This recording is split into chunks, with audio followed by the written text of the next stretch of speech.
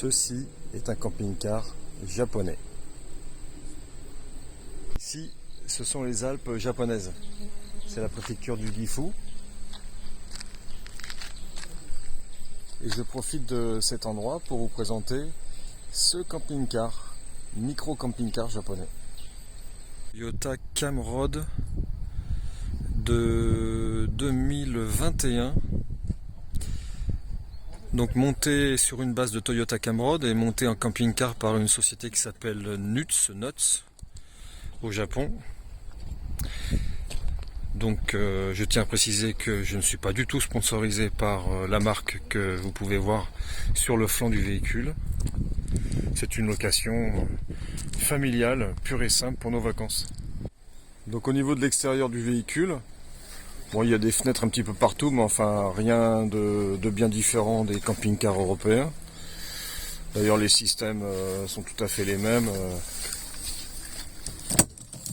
Voilà, d'ailleurs celui-là aurait même une tendance à être un peu plus capricieux. Beaucoup. Très capricieux. Bon bref, allez c'est pas grave. Donc avec une trappe ici qui arrive dans ce qui pourrait être un petit local de douche, mais qui n'est pas une douche intérieure, parce qu'il n'y a ni douche ni WC à l'intérieur. Ça c'est le coffre arrière, ici. Voilà, assez logeable. L'arrière du véhicule qui est très sympa avec ce covering là, très japonais du Mont Fuji d'un côté et du Shinkansen de l'autre. Donc on ne passe pas inaperçu sur les routes. Et puis des petites fenêtres.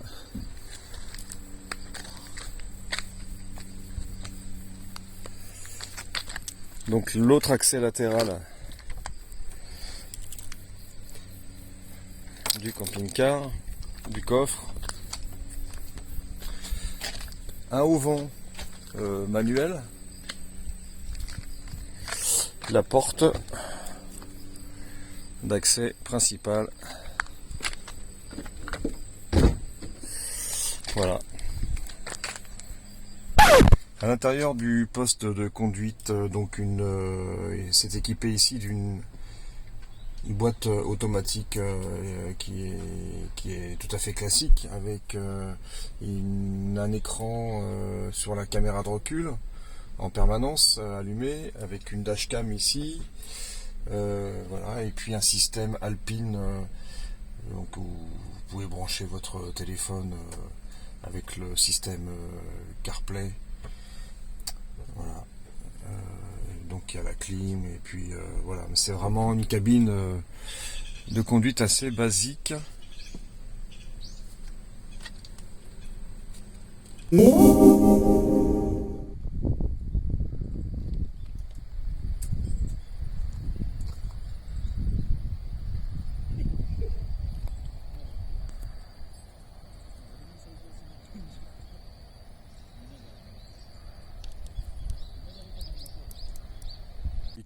Pour 5 personnes avec une capucine sur l'avant, très spacieuse, assez haute.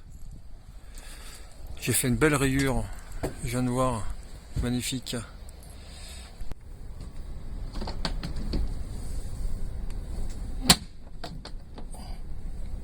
Je veux dire diesel. Ça c'est l'électricité.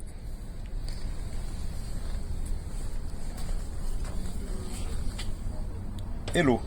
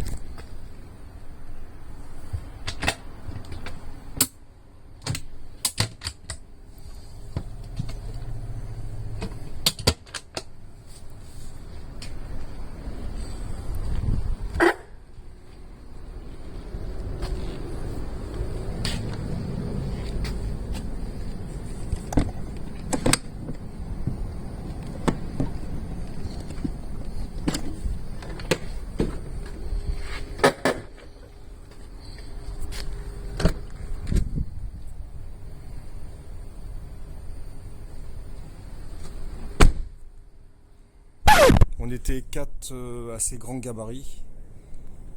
J'avais cette crainte de devoir passer un petit séjour les uns sur les autres, mais en fait ça s'est super bien passé. Chacun avait sa place. Même les bunk beds, c'est-à-dire les lits superposés derrière, étaient assez logeables. Pour mon fils qui fait 1m80, 1m93, il était sur le lit supérieur. Je ne l'ai pas entendu se plaindre une seule fois. Ma fille en dessous, ma femme ici, et le conducteur là-haut. Voilà, donc le lit se tire.